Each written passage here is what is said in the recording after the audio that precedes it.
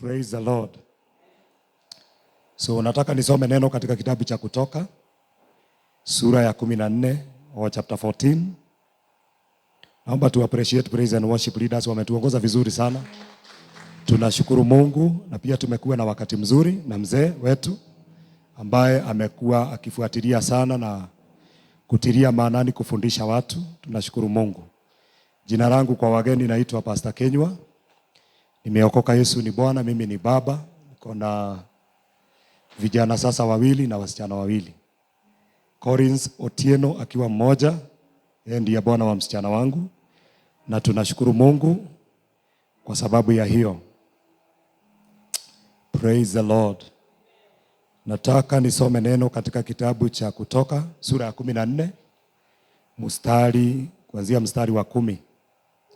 Biblia inasema hivi: hata Farao alipokaribia, wana wa Israeli wakainua macho yao, na tazama, wa Misri wanakuja nyuma yao, wakaogopa sana. Israeli wakamulilia Bwana, wakamwambia Musa, je, kwa sababu hapakuwa na makaburi katika Misri umetutoa huko ili tufe jangwani? Mbona umetutendea haya kututoa katika nchi ya Misri? Neno hili silo tulilokuambia huko Misri tukisema, tuache tuwatumikia wa Misri, maana ni afadhali kuwatumikia wa Misri kuliko kufa jangwani. Verse number 13. Musa akawaambia watu, msiogope, simameni tu, ama simameni imara, mkauone wokovu wa Bwana atakao wafanyia leo, kwa maana hao wa Misri mliowaona leo hamutawaona milele. Wacheni tuombe. Baba na Mungu wetu, tunakushukuru adhuhuri ya siku ya leo. Tunasema ni asante kwa sababu ya kutukusanya pamoja. Pia tunakushukuru kwa sababu ya neno hili ambalo tumelisoma. Tunaamini kama vile neno linavyosema ya kwamba wewe ulifuata neno ambalo umelinena kuhakikisha umelitimiza. Ninaomba adhuhuri ya leo, kwa sababu kuna mtu ambaye aliye mahali hapa ambaye amefika mahali wana wa Israeli walikuwa wamefika. Ninaomba kama vile ulivyonyosha mkono wako na ukawakomboa na ukawaokoa. Walikuwa wameona kifo, lakini Bwana ukafanya miujiza na maajabu na ukaokoa watu wako. Ninaomba ya kwamba hata hili neno Bwana ukalitimize na ukalifuate kulitimizia moja ama wawili ama watatu walio hapa wamefika mahali ambapo wana wa Israeli walikuwa wamefika. Ninaomba ukanyoshe mkono wako, kwa jina la Yesu tumeomba na kuamini. Naomba tuseme amen vizuri. Tumpigie Bwana Yesu makofi mazuri. Siku hii ya leo nahisi moyoni mwangu ya kwamba kuna watu miongoni mwetu ambao wamefika mwisho. Bwana Yesu asifiwe sana. Praise the Lord. Sijui kama wewe umeshawahi fika mwisho, kwa sababu mimi nimeshawahi fika mwisho na nikaona kama sitaona kesho.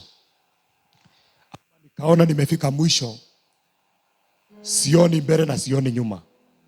Ninakumbuka kuna wakati mmoja na juzi nilikuwa ninashukuru Mungu kwa sababu nilikuwa nimefika mwisho kabisa. Na kuna wakati hata kanisa hili mimi nikiwa mchungaji wenu nimeshawahi fika mwisho, ninaona kama kanisa halitaendelea. Praise the Lord. Lakini nashukuru Mungu adhuhuri ya siku ya leo, kwa sababu wakati nilipokuwa nimefika mwisho ama wakati tumefika mwisho, huo ndio mwanzo wa Mungu. Situpigia Mungu wetu makofi mazuri. Bwana Yesu asifiwe sana. Hawa ambao ama mahali tumesoma, Biblia inasema wana wa Israel walikaa katika nchi ya Misri miaka 430. Waliteswa, walifanyishwa kazi ngumu ambayo haikuwa na mshahara. Na wakati ukafika, Biblia inasema ya kwamba wakamulilia Mungu. Hivyo ndivyo neno linasema. Mungu alimtokea Musa katika mlima wa Sinai akichunga, akamwambia, nimesikia kilio cha watu wangu, nimeona kuteswa kwao, na sasa mimi Mungu nimeshuka ili niwatoe katika hiyo hali walio ndani yake. Ninaomba katika jina la Yesu, kama kuna mtu ambaye amekuwa akipitia katika hali ambayo imemsukuma, anasikia amefika mwisho, ninaomba Mungu akakukumbuke adhuhuri ya leo katika jina la Yesu. You know, we serve the same God who heard the prayers of the children of Israel. Yule Mungu ambaye wana wa Israeli walimuomba ndiye Mungu ambaye sisi tunaamini na tunamtumikia. Praise the Lord. Bible inasema ya kwamba walipotolewa na Mungu wakashika njia ya kwenda katika nchi ya ahadi, na wakafika mahali, Biblia inasema ya kwamba wakafika katika bahari la Shamu. Bahari la Shamu ilikuwa ni bahari kubwa ambayo haungeona mwisho, na kando Biblia inasema kulikuwa na milima mikubwa ambayo hawangeweza kuipanda. Praise the Lord. Nyuma Biblia inasema wakatazama nyuma na wakamuona Farao na jeshi lake na wanajeshi wa Misri na magari yao wakiwa wanakuja kwa mwendo wa kasi. Praise the Lord. Wakaanza kumnungunikia Musa, wakaanza kumnungunikia Mungu, wakamuuliza Mungu, wakamuuliza Musa, Musa, ni makaburi hakukuwa katika nchi ya Misri? Tulikuwa tumekuambia usitutoe huko, afadhali tukae huku tuwatumikie, tufanye kazi ya kujenga matofali na kukata nyasi kuliko kuja kufa jangwani. Praise the Lord. They were so discouraged. Walikuwa wameona kufa, walikuwa wamefika mwisho. Mbele ni bahari, kando na kando ni milima, nyuma ni maadui, na hawa maadui hawakuwa na mpango mzuri. Lakini ninashukuru Mungu, maana Biblia inasema Mungu alilimulilia Musa. Mungu akamwambia, waambie wasimame imara. Praise the Lord. Sasa huko kusimama imara, nilikuwa ninatafakari asubuhi ya leo, kwa nini Mungu akawaambia wasimame imara? Ama kusimama imara Mungu alikuwa anawaambia nini? Mungu alikuwa anawaambia anamwambia waambie waniamini. Praise the Lord. Kusimama imara sio kusimama straight. Waambie waniamini na wataona wokovu wangu. Praise the Lord. Bwana Yesu asifiwe sana. Wana wa Israeli pamoja na Musa wakamwamini Mungu.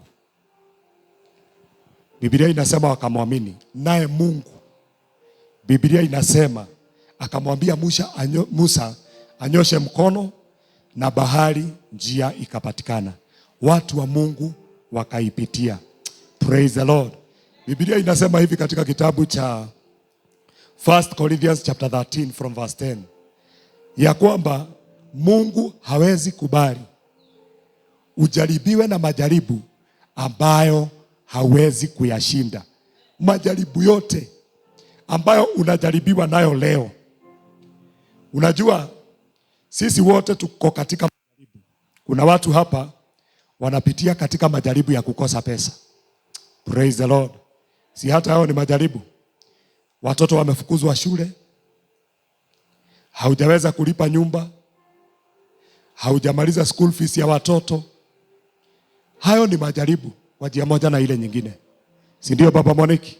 Hayo ni majaribu. Kuna watu hapa ambao ni wagonjwa.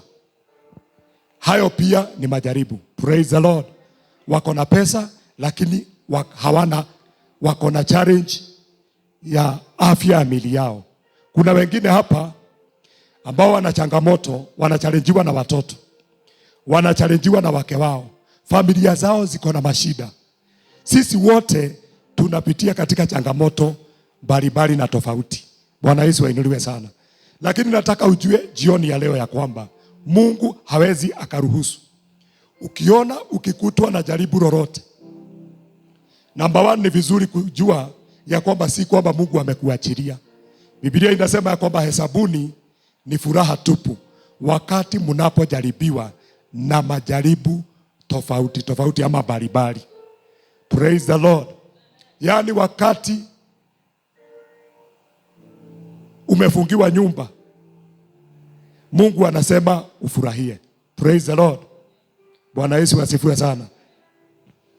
Ninakumbuka siku moja, na ninashukuru Mungu, siku moja mke wangu alienda na mother-in-law, wakaenda upande wa Nyahururu, na wao msichana wangu sijui walikuwa kwa aunti yake, na mimi nikaenda kanisani kuomba. Nikirudi nyumbani kwenda kufungua mlango ni kama huu, nikakuta watu wa welding wamechomelea nyumba. Nikashindwa nitafanya nini, siwezi ingia, sijui nitalala wapi. Lakini hata kama nilijaribiwa na hali hiyo, baada ya 2 days nilijikuta kwa nyumba ndani. Praise the Lord. Bwana Yesu asifiwe sana. Majaribu ni tofauti tofauti. Kuna wengine wamefungiwa nyumba, kuna wengine wako na madeni, wamepelekwa, wengine wanachotwa kwa sababu ya yale madeni wako nayo. Majaribu ni tofauti tofauti. Lakini Biblia inasema Mungu hawezi akakubali tujaribiwe, na wakati tunapojaribiwa ni imani yetu inajaribiwa. Bwana Yesu asifiwe sana. Tunaishi katika siku ama tunaishi katika maisha ama katika dunia ya majaribu. Praise the Lord. Bwana Yesu asifiwe sana. Hawa watu walikuwa wamefika hapo, lakini Mungu akawaambia, niaminini, believe in me, trust in me, because I will help you. Praise the living God. Nimetaka kukutia moyo nikuambie, hayo majaribu hayatakuangamiza, hayatakumaliza. Mkono wa Mungu utakuokoa, na utajikuta upande ule mwingine ukijiangalilia mahali ambapo ulikuwa. Bwana Yesu asifiwe sana. Biblia inasema waliona kifo. Unajua, unaweza kuwa mgonjwa. Mimi nime encounter wagonjwa, na mimi ni rafiki wa watu wengi, na nime encounter watu ambao ni wagonjwa na wamefika mwisho, na unakuta Mungu, wale ambao wameinua imani yao kwa Mungu, Mungu anawaponya. Bwana Yesu asifiwe sana. Praise the Lord.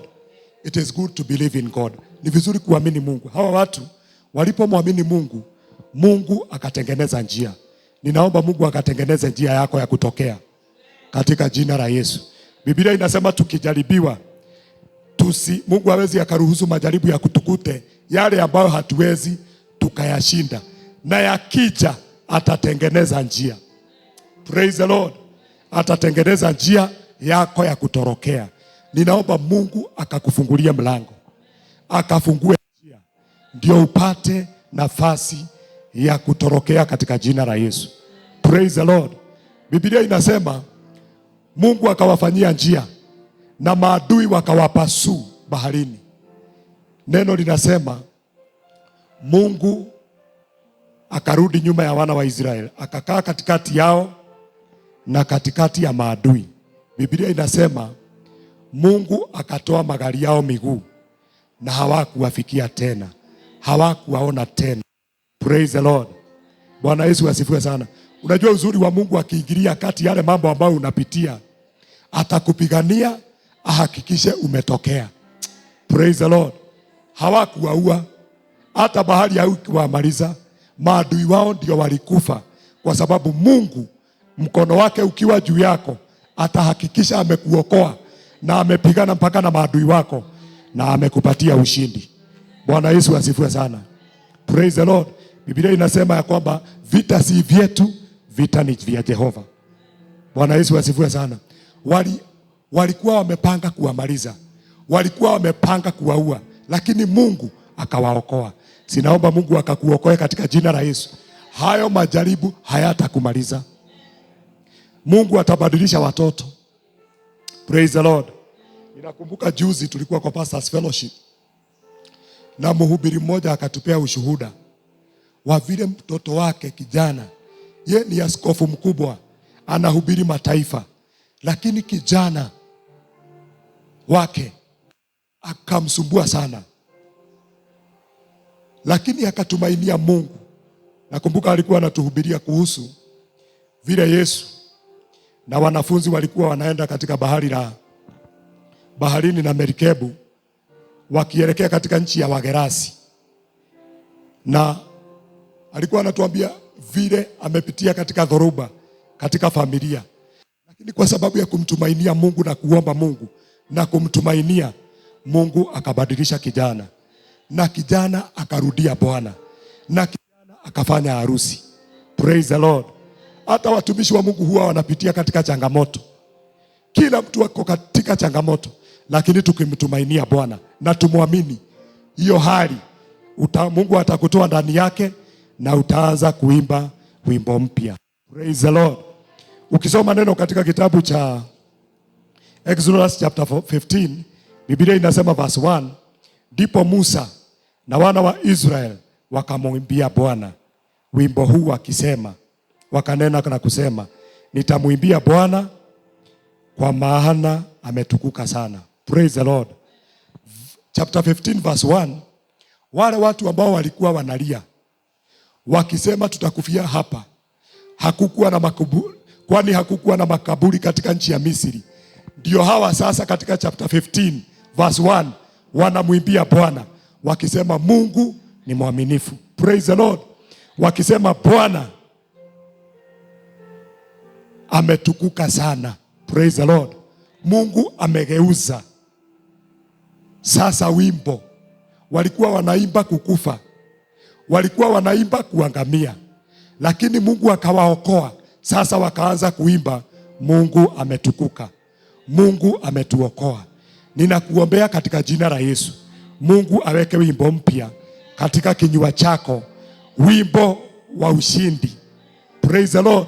Mimi ninajua utasimama hapa na ushuhudie, useme nimepitia katika changamoto nyingi, lakini Mungu amefanya. Praise the Lord. Juzi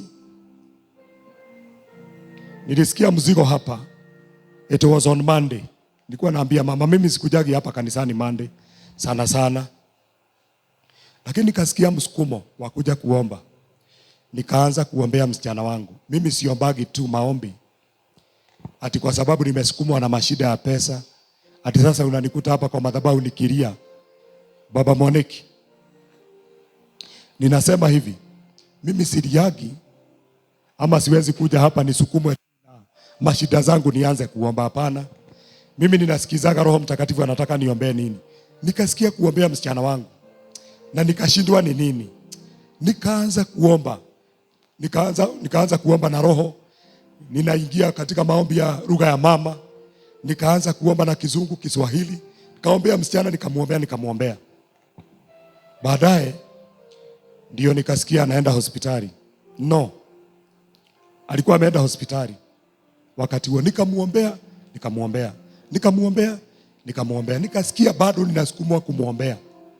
Na ninakwambia alikaa kutoka saa 5 mpaka karibu saa 6 ya usiku, ndio Mungu alimsaidia. Bwana Yesu asifiwe sana.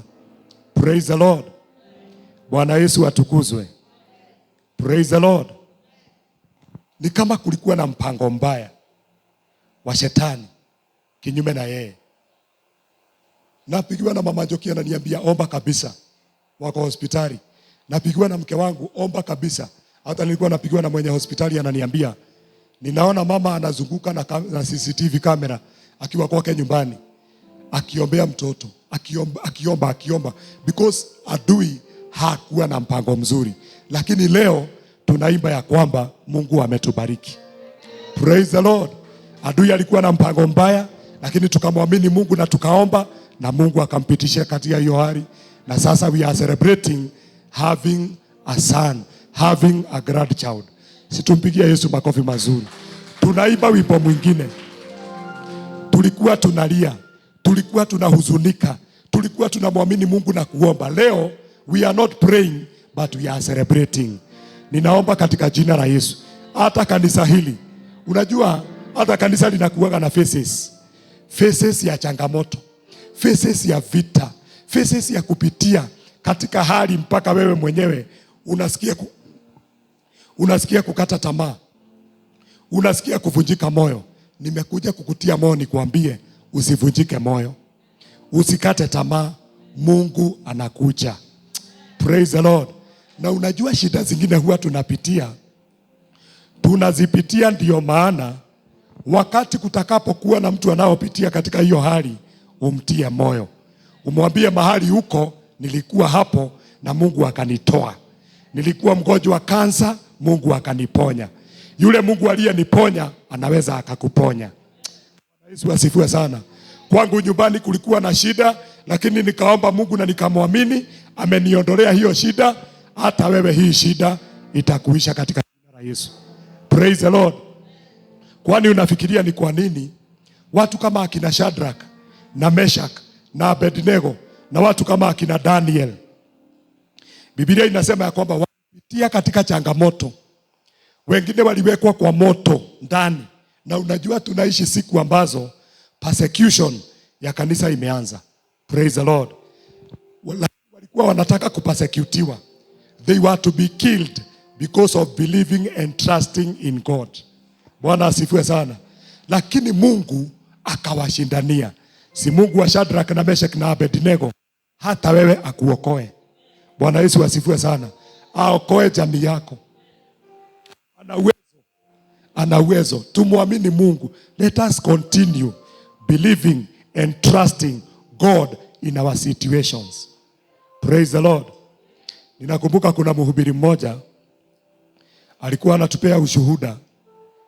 Ati gari ilipoteza brake. Akaona watu wote wakaanza kupiga nduru. Wakaanza kusema, wengine wakaanza kusema, Mungu, ninatubu dhambi kabla sijafika kwako. Yaani watu wote waliona kifo. Wengine wakaanza kuita mama na baba.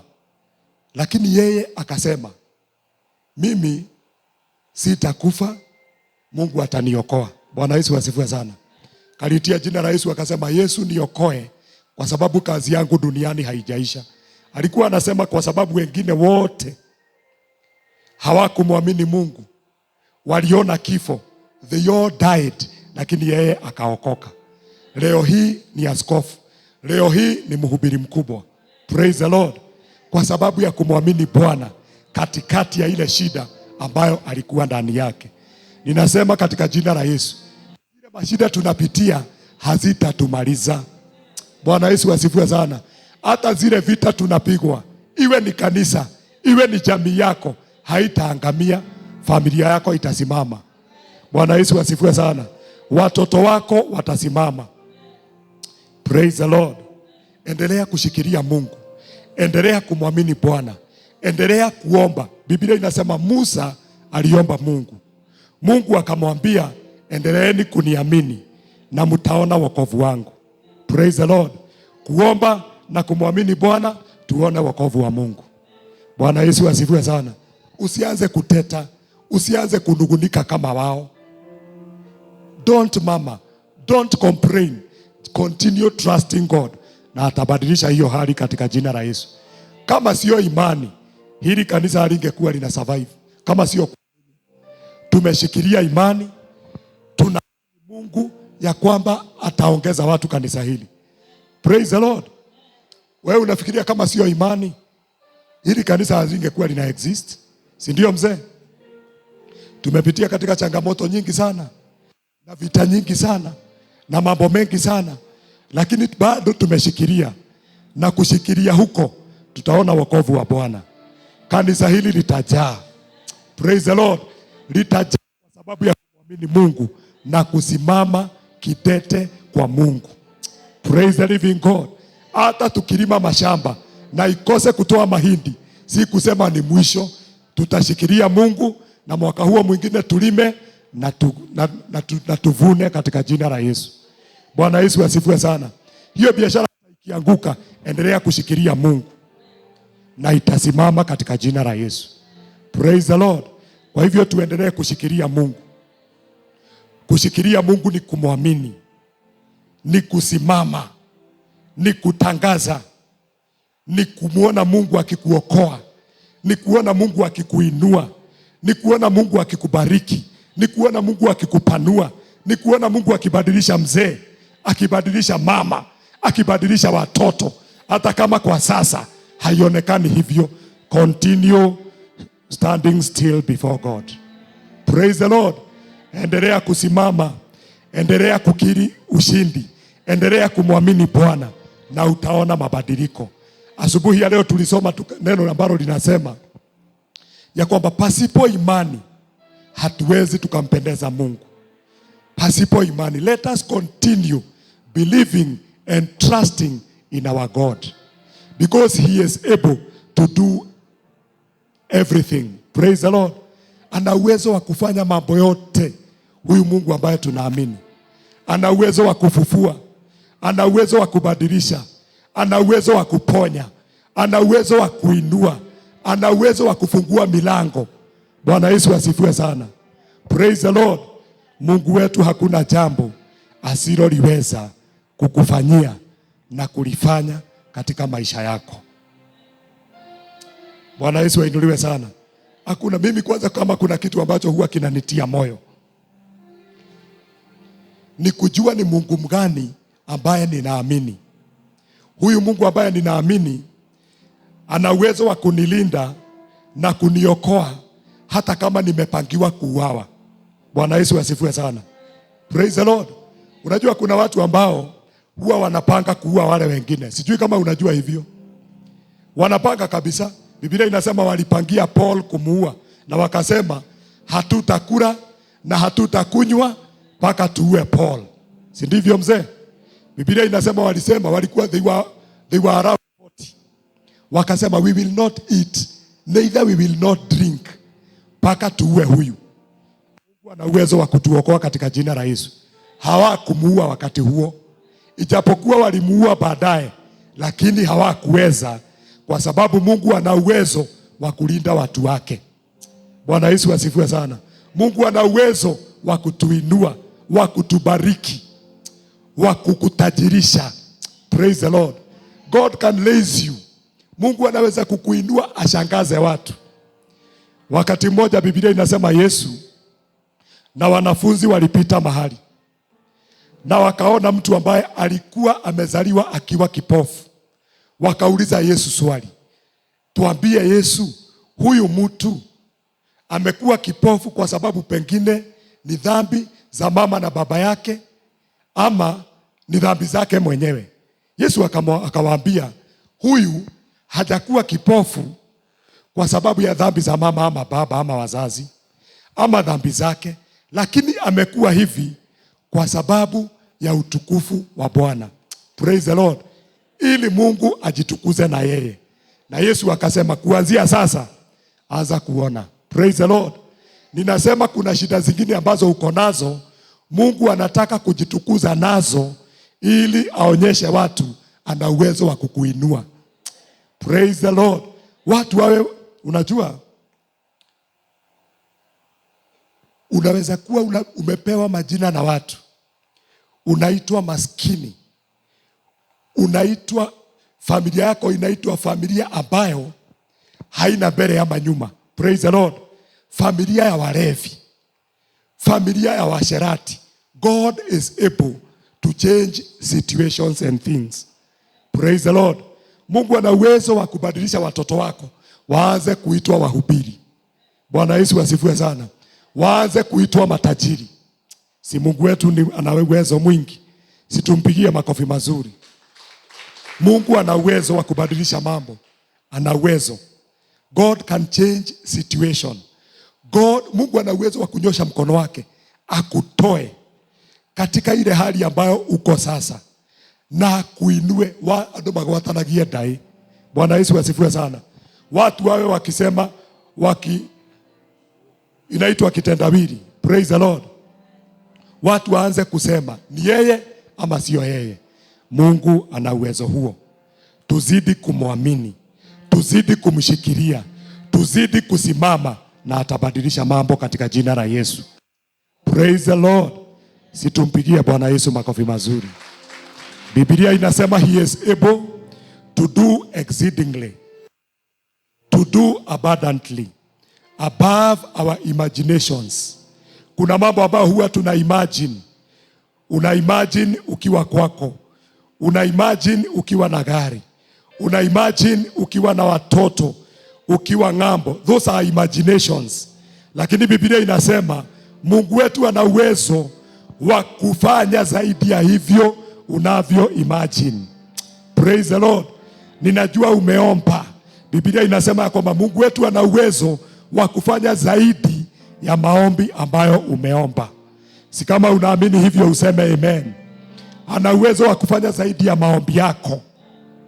Tumekuwa hapa tukiombea kanisa, tukiombea jamii, tukiaminia Mungu mambo makubwa, lakini anasema nina uwezo wa kufanya zaidi katika jina la Yesu. Naomba tusimame na tumwambie Bwana azidi kutusaidia, tuzidi kusimama imara na kumwamini, kwa sababu tukimwamini atatutoa katika hizo hali ambazo tuko ndani yake. Ninajua kuna watu hapa ambao wamesukumwa, wako mwisho, pengine kwa sababu ya familia zao, kifedha, wako mwisho. Wengine ni wagonjwa, wengine wako na mashida zao, lakini hizo shida, endelea kumwamini Mungu na kumwambia nisaidie kukuamini, na ninajua utanitoa katika hii hali, katika jina la Yesu Kristo. Mungu ana uwezo wa kutuinua, ana uwezo hata wa kutupea uwanja wetu wa kanisa, ana uwezo wa kukuseto, akupee shamba lako, hata sio plot, nasema shamba, na uchenge. Mungu ana uwezo wa kukufungulia mlango. Mungu ana uwezo wa kukufanyia maajabu na miujiza. Si tu inue mkono yako na ufungue kinywa chako, umwambie Bwana nisaidie kuzidi kukuamini katika jina la Yesu.